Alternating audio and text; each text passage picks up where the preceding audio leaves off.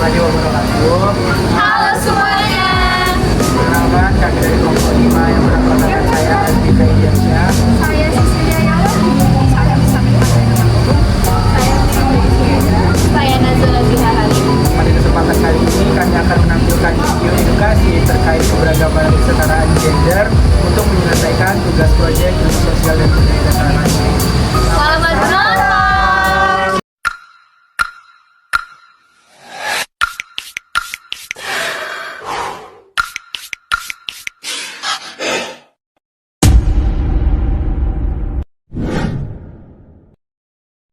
Kalau ada perempuan korban pemerkosaan, perempuan selalu salah. Kalau suami tidak betah di rumah, perempuan selalu salah. Kalau perempuan menjadi korban kekerasan oleh suaminya, perempuan selalu salah. Bahkan tidak jarang perempuan yang ikut menyalahkan perempuan. Perempuan selalu salah. Kenapa? Permasalahan ini berawal dari perbedaan seks menjadi perbedaan gender.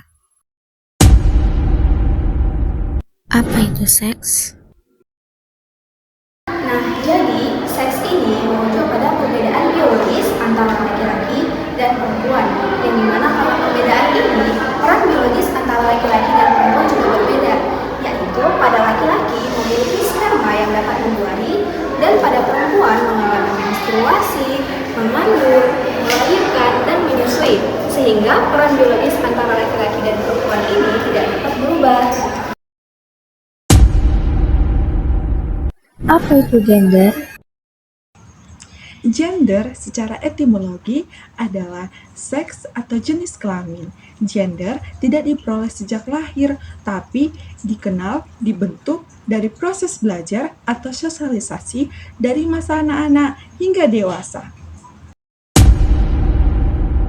Perbedaan seks dan gender. Nah, sekarang kita bahas yaitu perbedaan seks dan gender. Jadi, seks merupakan organ biologis laki-laki dan perempuan, khususnya yaitu organ reproduksi laki-laki dan perempuan yang bersifat kodrat, tidak dapat dibentuk atau yang ada sejak lahir. Sedangkan gender merupakan rasa tanggung jawab yang diberikan kepada laki-laki dan perempuan yang tidak bersifat kodrat dan dapat dibentuk dan dibuat oleh lingkungan sekitar yang tergantung pada waktu dan lingkungan setempat. Baik, terima kasih. Ketidakadilan gender. Yang pertama, perbedaan perlakuan dan penghargaan antara anak perempuan dan anak laki-laki sejak ia dilahirkan. Yang kedua, anak laki-laki dianggap sebagai penerus marga dan disambut dengan acara yang meriah, sedangkan anak perempuan sambutannya biasa saja. Yang ketiga, pembagian wilayah kerja antara suami dan istri. Suami boleh mencari nafkah di luar rumah atau sektor publik, sedangkan istri harus melakukan pekerjaan di dalam rumah tangga atau sektor domestik. 4. Bila istri ikut membantu mencari nafkah di luar rumah, beban di rumah tidak berkurang, suami tidak serta-merta ikut mengerjakan pekerjaan rumah tangga. Yang kelima, gaji istri atau perempuan yang bekerja di luar rumah seringkali lebih rendah dibanding gaji suami yang laki-laki.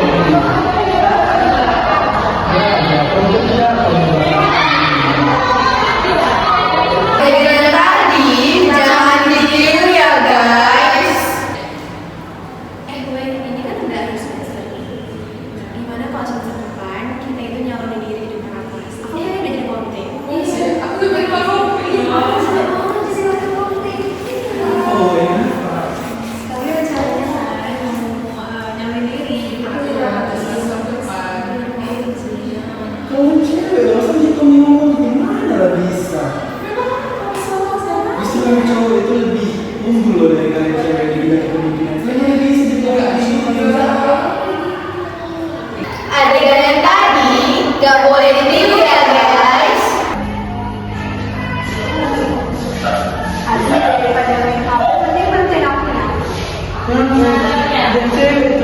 dan cowok sama sekali. Adegan yang tadi nggak boleh ditiru ya guys. Kekerasan berbasis gender. Apa sih kekerasan berbasis gender itu?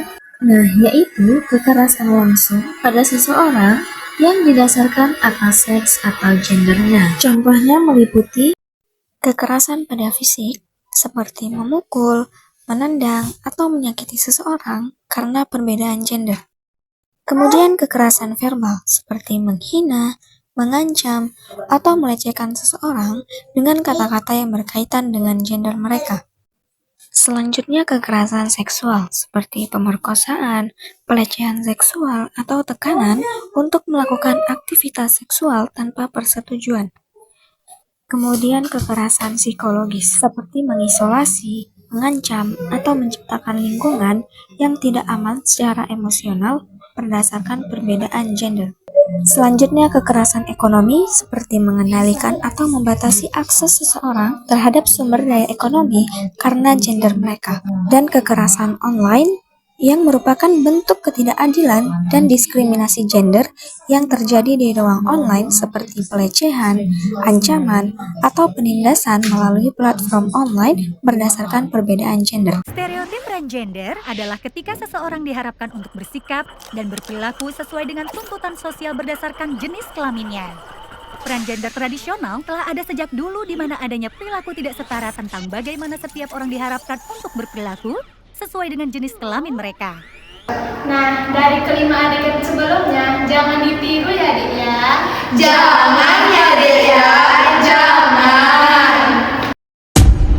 Kenapa berfokus pada perempuan? Kenapa harus berfokus pada perempuan? Karena perempuan selalu dijadikan korban dalam ketidaksetaraan. Dan perempuan selalu ditempatkan di posisi subordinan dalam kelompok masyarakat sehingga melemahkan posisi. Dan perempuan selalu dijadikan objek dalam sekelompok masyarakat. Lalu kedua, konstruksi sosial selalu menjadikan perempuan sebagai objek dalam bagian kebenaran. Kesetaraan dan keadilan gender. Pengertian dari kesetaraan gender adalah kesamaan kondisi dan posisi bagi perempuan dan laki-laki untuk mendapatkan kesempatan mengakses, berpartisipasi, mengontrol, dan memperoleh manfaat pembangunan di semua bidang kehidupan.